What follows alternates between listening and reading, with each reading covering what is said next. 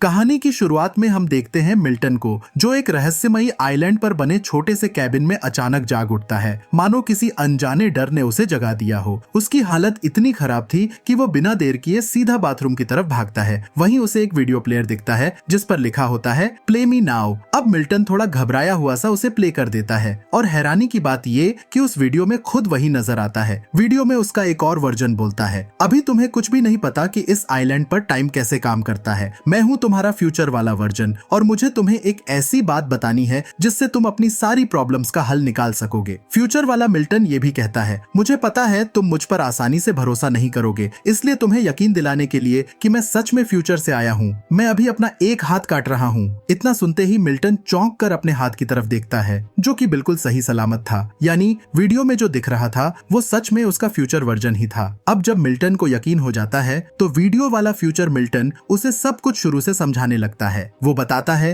कि आज असल में ट्यूसडे है, यानी मंगलवार, लेकिन ये कोई आम मंगलवार नहीं है। अब कहानी थोड़ा पीछे जाती है। कुछ दिन पहले की बात है जब मिल्टन को पुलिस ने अरेस्ट कर लिया था। असल में मिल्टन केमिस्ट्री में काफी तेज था, लेकिन उसने अपनी उस इंटेलिजेंस का गलत इस्तेमाल करना शुरू कर दिया था और कॉलेज की लैब में ही नशीली दवाइयां बनाना चालू कर दी थी। मिल्टन उन दवाइयों को पैसों के लालच में बेचने लगा था और इसी वजह से अब उसे सजा के तौर पर कुछ दिन एक रिहैब सेंटर में गुजारने पड़ रहे थे। यहाँ आए अभी कुछ ही दिन हुए थे कि उसकी मुलाकात होती है एक अजीब सी लड़की से। नाम था स्काइलर। एक दिन स्काइलर उसे अकेले में ले जाकर बताती है कि वो यहाँ सिर्फ और सिर्फ मिल्टन से मिलने आई है और उसके पास मिल्टन के लिए एक खास ऑफर है। वो कहती है, अगर तुम सिर्फ एक दिन में मेरे लिए ढेर सारी ड्रग्स बना दो तो मैं तुम्हें यहाँ से आजाद करवा सकती हूँ। ऊपर से तुम्हारा नाम भी क्रिमिनल रिकॉर्ड से हट जाएगा, जिससे तुम्हें आगे जॉब ढूंढने में कोई दिक्कत नहीं होगी। मिल्टन वैसे भी अपने फ्यूचर को लेकर काफी परेशान था, लेकिन अब वो नशे की दुनिया से बाहर निकलना चाहता था, इसलिए उसने पहले तो स्काइलर के ऑफर को साफ मना कर दिया। मगर आने वाले कुछ दिनों में स्काइलर धीरे धीरे उसके करीब आने लगी। वो उससे फ्लर्ट करती, बातें करती और मिल्टन भी धीरे धीरे उसकी तरफ खींचने लगा। अब मिल्टन सोचने लगा, अगर मैं सिर्फ एक बार उसके लिए ये काम कर दूं तो शायद हमेशा के लिए इस झंझट से निकल जाऊं। वैसे भी स्काइलर अब उसे पसंद आने लगी थी और सच कहें तो आज तक कोई लड़की उसके इतने करीब नहीं आई थी। आखिरकार मिल्टन मान गया, लेकिन उसे अंदाजा नहीं था कि उसने कितनी बड़ी गलती कर दी है। सोमवार की रात अचानक एक पुलिस ऑफिसर फैसिलिटी में आता है और उन दोनों को वहां से निकाल लेता है। मिल्टन हैरान रह जाता है जब उसे पता चलता है कि वो ऑफिसर रसल असल में स्काइलर का बॉयफ्रेंड है और ये पूरा प्लान उसी का था। रसल ने ही स्काइलर को भेजा था ताकि वो मिल्टन से सारी जानकारी निकलवा सके और फिर एक दिन के लिए उससे ड्रग्स बनवा ले। मिल्टन को अब सब समझ आ गया था। स्काइलर का उसके करीब आना सिर्फ एक चाल थी ताकि वो उसका ऑफर मान ले। अब जब वो दोनों रिहैब सेंटर से भाग चुके थे तो वापस जाना भी कोई ऑप्शन नहीं था। रसल, जो पहली नजर में ही थोड़ा साइको टाइप लग रहा था, उन्हें अपनी गाड़ी में बैठाकर एक सुनसान आइलैंड पर ले जाता है जहां एक पुराना वीरान सा घर खड़ा था। वो बताता है कि ये आइलैंड पूरी तरह से खाली है, यहाँ बाहर से कोई नहीं आ सकता, इसलिए डरने की कोई जरूरत नहीं। घर के अंदर आते ही मिल्टन की नजर वहाँ टंगे हुए हथियारों पर पड़ती है। हर तरफ अजीब सा डरावना माहौल था। तभी उसकी नजर कुछ पुराने डॉक्यूमेंट्स पर जाती है जिनमें लिखा था कि इस आइलैंड पर सदियों से अजीब और भयानक घटनाएं होती आई हैं।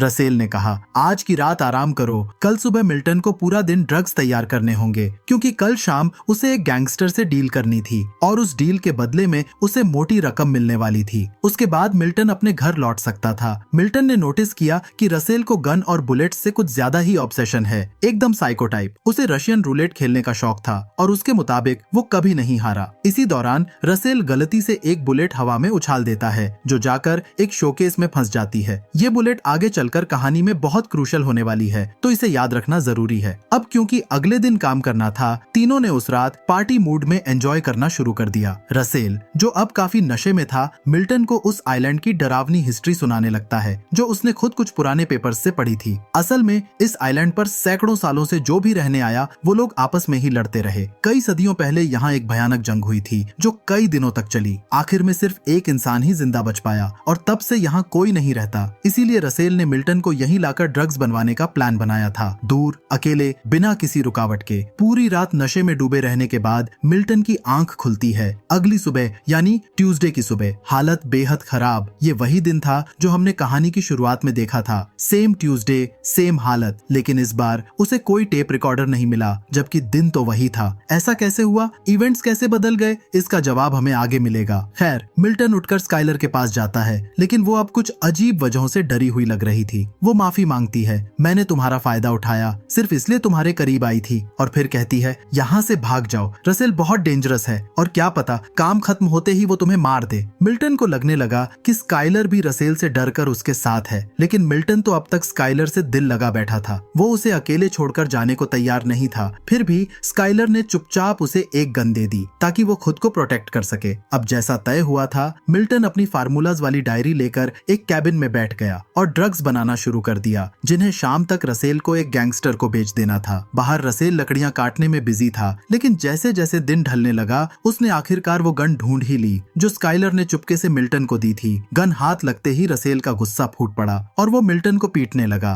मिल्टन ने उसे याद दिलाया, अगर तुमने मुझे अभी मार दिया तो ड्रग्स अभी पूरी तरह तैयार नहीं है और तुम्हारी डील भी टूट जाएगी। लेकिन रसेल ने ठंडे अंदाज में जवाब दिया, अब मुझे तुम्हारी जरूरत नहीं, तुम्हारी डायरी से सारे फार्मूले निकाल चुका हूँ। यही मिल्टन को समझ आया कि रसेल और स्काइलर का पूरा प्लान पहले से सेट था। एक बार फार्मूला मिल जाए फिर उसे यहीं खत्म कर देना था। लेकिन स्काइलर को शायद बीच में कहीं मिल्टन के लिए थोड़ा सा अफसोस हो गया, तभी तो उसने सुबह उसे भागने की सलाह दी थी। अब रसेल फाइनली मिल्टन पर गोली चला देता है, लेकिन हैरानी की बात यह कि गन से कोई बुलेट ही नहीं निकली। सामने से स्काइलर ने खुलासा किया, मैंने पहले ही उसकी गन खाली कर दी थी। रसेल समझ गया कि स्काइलर अब मिल्टन के साथ हो गई है और फिर वो दूसरी गन उठाकर दोनों पर फायरिंग शुरू कर देता है। एक गोली तो मिल्टन के कान को छूते हुए निकल जाती है और वो बुरी तरह लड़खड़ा जाता है। जब रसेल मिल्टन को मारने ही वाला था, तभी पीछे से स्काइलर ने खुद उसे शूट कर दिया। अब दोनों डर के मारे कांप रहे थे। मिल्टन कैबिन के पीछे जाकर रसेल की बॉडी को दफनाने लगता है, लेकिन रसेल अभी पूरी तरह मरा नहीं था। मरते मरते वो मिल्टन को चेतावनी देता है, स्काइलर पर कभी भरोसा मत करना, वो जितनी दिखती है उससे कहीं ज्यादा चालाक है। मिल्टन को लगा कि रसेल बस उसे भड़काने की कोशिश कर रहा है और उसने फाइनली उसे जमीन के नीचे दफना दिया। फिर वो अंदर गया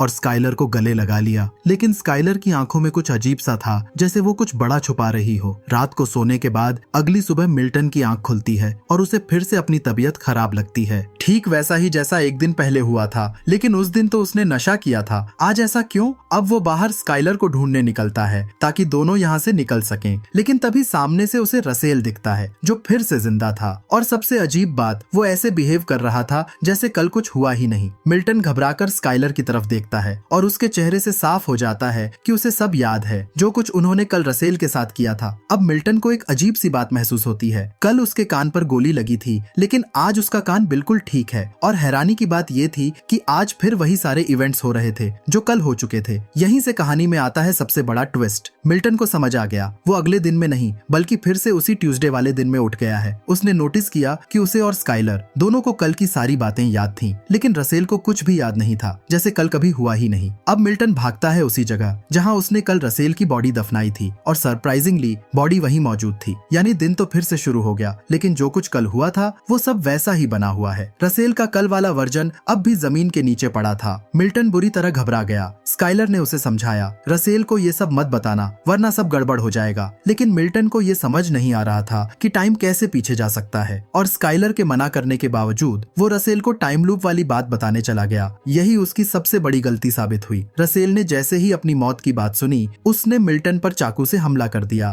फिर वो स्काइलर को भी मारने बढ़ा, लेकिन स्काइलर पहले से रेडी थी और उसने फिर से रसेल को ही मार दिया। अब ये सब देखकर मिल्टन पूरी तरह डर चुका था। उसे समझ नहीं आ रहा था कि ये सब चल क्या रहा है। स्काइलर ने उसे शांत किया, डर मत, जैसे तुम्हारे कान का घाव ठीक हुआ था वैसे ही पेट का घाव भी टाइम लूप के रिसेट होते ही ठीक हो जाएगा। मिल्टन को अब समझ आने लगा, स्काइलर इस टाइम लूप के बारे में पहले से सब जानती है, जैसे उसने ये सब पहले भी जी रखा हो। लेकिन मिल्टन के लिए ये सब पहली बार था। स्काइलर ने बताया, कल हम फिर से इसी ट्यूसडे वाले दिन में उठेंगे और जैसे ही रसेल दिखे उसे सबसे पहले मारना होगा, वरना वो हमें खत्म कर देगा। अब फिर से सुबह हुई और जैसा स्काइलर ने कहा था, मिल्टन फिर से उसी ट्यूसडे वाले दिन में उठा। उसका पेट वाला घाव भी पूरी तरह से ठीक हो चुका था और आगे की सारी घटनाएं फिर से वैसे ही होने लगी जैसे पहले हुई थीं। इस बार मिल्टन ने जैसे ही रसेल को देखा उसे खुद ही मार दिया। फिर दोनों ने मिलकर उसकी बॉडी को दफनाया और अब सोचने लगे कि इस टाइम लूप से बाहर कैसे निकला जाए। मिल्टन वैसे भी पढ़ाई में शुरू से तेज रहा है, तो उसने मंडे की रात फैसिलिटी से भागने से लेकर ट्यूसडे की सुबह टाइम लूप में फंसने तक की हर घटना को ध्यान से एनालाइज करना शुरू किया। उसका मानना था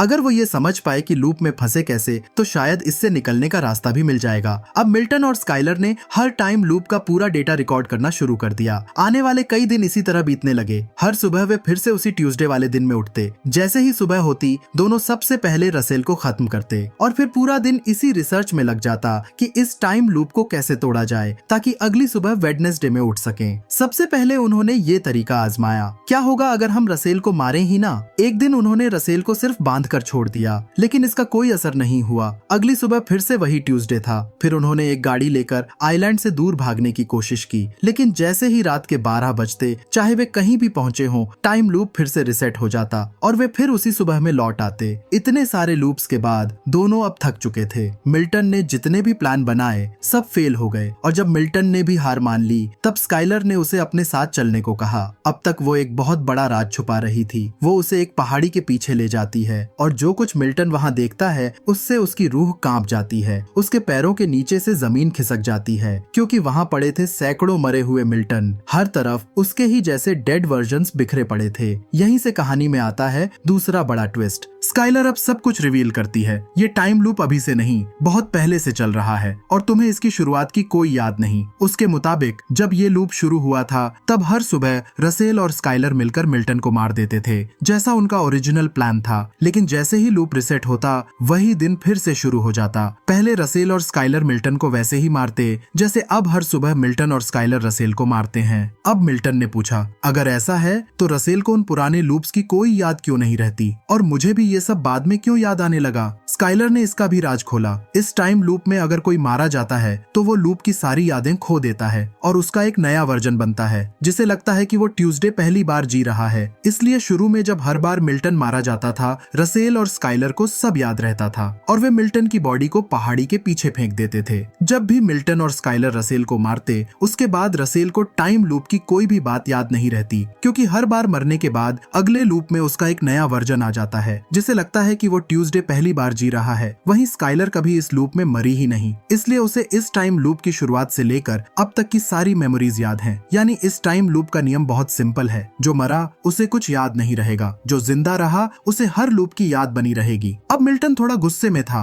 और तब स्काइलर ने सब कुछ साफ साफ बता दिया। उसने बताया, जब मैं रसेल के साथ इस लूप से बाहर नहीं निकल पाई तो मैंने उसे मारने का फैसला लिया क्योंकि मुझे लगा मिल्टन बहुत इंटेलिजेंट है और वो किसी न किसी तरह इस लूप से बाहर निकलने का रास्ता ढूंढ ही लेगा। इसीलिए उसने मिल्टन को बचाने के लिए रसेल को मार दिया था। अब मिल्टन को वो बात भी याद आ गई जब रसेल ने मरने से पहले कहा था, स्काइलर बहुत चालाक है, उसने मेरा साथ छोड़कर तुम्हें पकड़ लिया। लेकिन उस वक्त मिल्टन को स्काइलर की चालाकी समझ नहीं आई थी। अब उसे एहसास हुआ स्काइलर शुरू से सिर्फ अपने फायदे के लिए पार्टनर बदलती रही है। जब उसे रसेल से फायदा दिखा तो वो उसके साथ हो गई और जब लगा कि मिल्टन उसे इस लूप से बाहर निकाल सकता है तो उसने रसेल को धोखा देकर मिल्टन का साथ पकड़ लिया। मिल्टन ने यह भी रियलाइज किया कि ये टाइम लूप सिर्फ इंसानों पर असर करता है, नॉन लिविंग चीजों पर इसका कोई असर नहीं होता। जो भी मरता है उसकी बॉडी अगले लूप में भी वहीं रहती है क्योंकि उसमें जीवन नहीं बचता। मिल्टन का सारा डेटा, उसकी रिसर्च, उसकी डायरी हर लूप में उसके पास ही रहता है। यानी सिर्फ जिंदा लोग ही इस टाइम लूप में फंसे रहते हैं। अब मिल्टन को समझ नहीं आता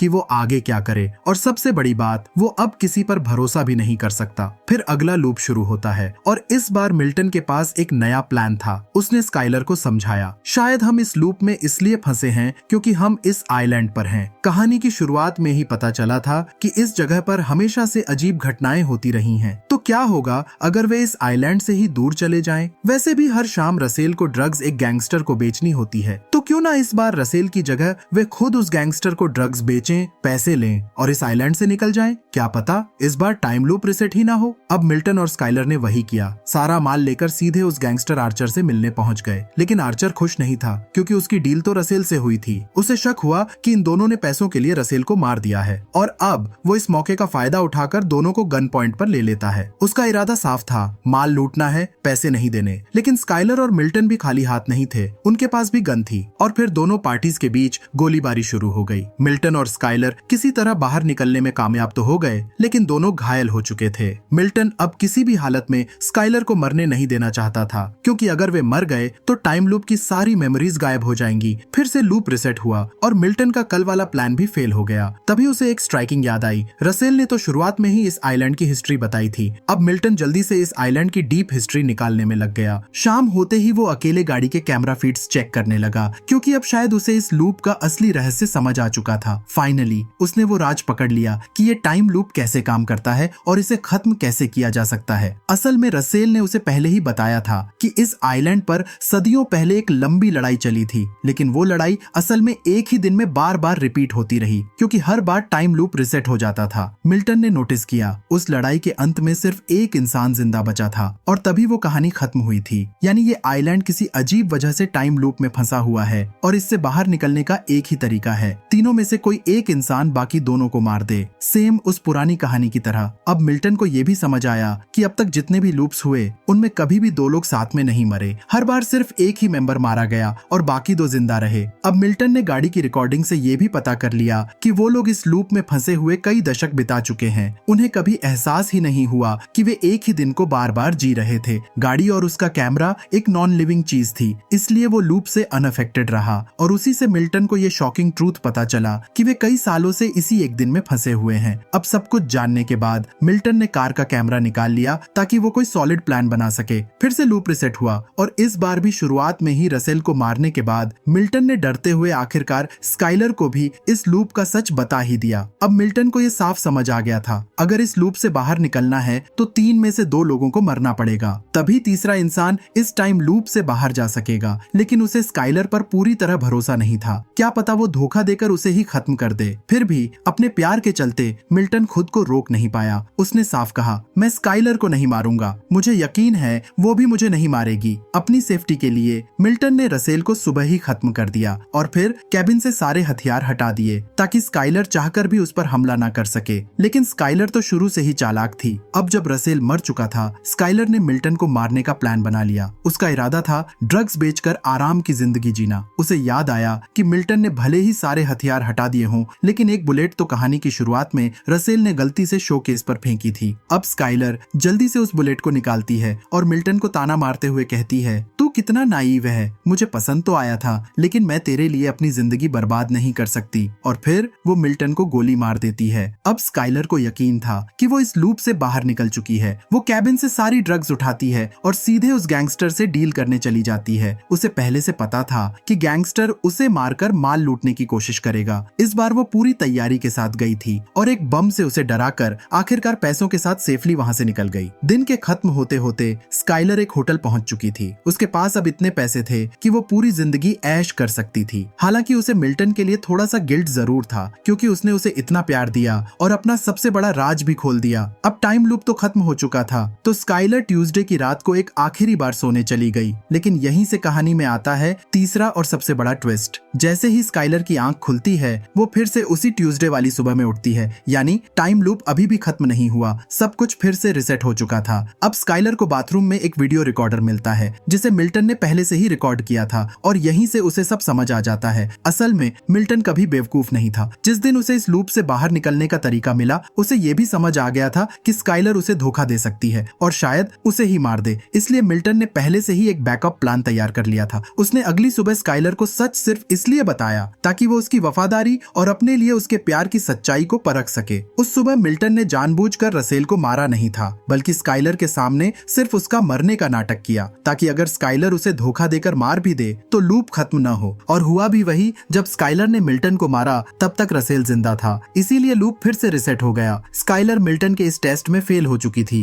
ये सब कुछ मिल्टन ने पहले से प्लान कर रखा था। हालांकि इस प्लान में एक बड़ा रिस्क भी था। अगर मिल्टन मारा गया तो वो सब कुछ भूल जाएगा, यहाँ तक कि ये भी कि लूप से बाहर कैसे निकलना है। लेकिन मिल्टन ने इसका भी इंतजाम कर रखा था। उसने कार के कैमरे में सब कुछ रिकॉर्ड कर लिया था और वो रिकॉर्डिंग बाथरूम में छोड़ दी थी, क्योंकि उसे पता था कि उसका अगला वर्जन सुबह सबसे पहले वहीं जाएगा। और यही वो सीन था जो कहानी की शुरुआत में हमने देखा था, जहां मिल्टन का दूसरा वर्जन उसे सब कुछ समझा देता है, कैसे स्काइलर ने उसे धोखा दिया होगा और कैसे उसे स्काइलर और रसेल दोनों को खत्म करना होगा ताकि वो लूप से बाहर निकल सके। अब प्रेजेंट में नया लूप शुरू हो चुका था और मिल्टन को सब याद आ गया। वहीं स्काइलर जिसने मिल्टन को धोखा दिया था, वो भी फिर से उसी शुरुआत में पहुंच चुकी थी। इस बार मिल्टन पहले ही स्काइलर को अपने जाल में फंसा लेता है, लेकिन गलती ये हो गई कि दोनों सुबह रसेल को मारना भूल गए। और क्योंकि रसेल पिछली बार मरा नहीं था, उसे भी अब सब कुछ याद था। इस बार रसेल ने दोनों को पकड़कर बांध दिया और जब उसने मिल्टन का टेप रिकॉर्डर देखा तो उसे भी लूप से बाहर निकलने का तरीका समझ आ गया। अब तीनों को पता चल चुका था कि अगर किसी एक को बाहर निकलना है तो बाकी 2 को मरना होगा। रसेल अब आराम से दोनों को मारकर माल लेकर निकल सकता था, लेकिन क्योंकि वो शुरू से ही साइको था, उसने सीधा मारने के बजाय बजाय अपना फेवरेट गेम खेलने का फैसला किया, रशियन रूलेट। वही गेम जिसके बारे में उसने कहानी की शुरुआत में बताया था कि वो कभी नहीं हारा। बुलेट्स और गन को लेकर उसका जुनून सबको पता था। अब उसने एक खाली गन में सिर्फ एक बुलेट डाली और तय किया कि बारी बारी से सब पर फायर करेगा। सबसे पहले उसने खुद को चुना क्योंकि वो खुद को लकी मानता था, लेकिन पहली ही ट्रिगर पर गोली चल गई और रसेल वहीं ढेर हो गया। मौका देखकर मिल्टन ने दूसरी गन उठा ली। अब स्काइलर उसके सामने गिड़गिड़ाने लगी, प्लीज मुझे मत मारो, मैं अब कभी तुम्हें धोखा नहीं दूंगी, हम हमेशा साथ रहेंगे। वो कहती है, क्यों ना इस लूप को ही वरदान बना ले, हम कभी बूढ़े नहीं होंगे और हमेशा एक साथ इसी दिन को जीते रहेंगे। मिल्टन शांत होकर कहता है, मैंने सिर्फ तुम्हें चाहा, लेकिन तुमने हमेशा सिर्फ खुद के बारे में सोचा। फिर भी मैं तुम्हें अपने हाथों से नहीं मार सकता। मैं एक आखिरी बार तुम्हें अपना प्यार साबित करके दिखाऊंगा ताकि तुम मुझे कभी भूल ना सको। और फिर मिल्टन ने खुद को गोली मार ली। स्काइलर फूट फूट कर रोने लगी। मिल्टन ने उसके लिए अपनी जान दे दी थी, अब वो अकेली बची थी और इस बार लूप सच में खत्म हो गया। आखिरकार बुधवार की सुबह निकल आई। लूप टूट चुका था, लेकिन जैसे ही स्काइलर की आंख खुलती है उसके सामने वही गैंगस्टर खड़ा होता है। असल में पिछली रात रसेल ने उससे डील फिक्स की थी और जब रसेल माल लेकर नहीं पहुंचा तो सुबह होते ही गैंगस्टर खुद आ गया। उसने देखा रसेल और मिल्टन दोनों मरे पड़े हैं। उसे लगा स्काइलर ने ही उन्हें मारकर सारा माल हड़प लिया होगा। अब वो स्काइलर को भी मारकर सब कुछ अपने नाम करना चाहता था, लेकिन स्काइलर ये सुनकर जोर जोर से हंसने लगती है, एकदम पागलों की तरह, क्योंकि उसे पता था अगर गैंगस्टर ने उसे मार दिया तो उन तीनों के एक साथ इस आइलैंड पर होने की वजह से टाइम लूप फिर से शुरू हो जाएगा और इसी के साथ ये कहानी यहीं समाप्त होती है। तो दोस्तों, उम्मीद है कि आपको ये कहानी पसंद आई होगी। अगर आपको कहानी अच्छी लगी हो तो इस वीडियो को लाइक करने के साथ हमारे चैनल को सब्सक्राइब करना न भूलें। जल्दी ही मिलते हैं एक नई वीडियो के साथ।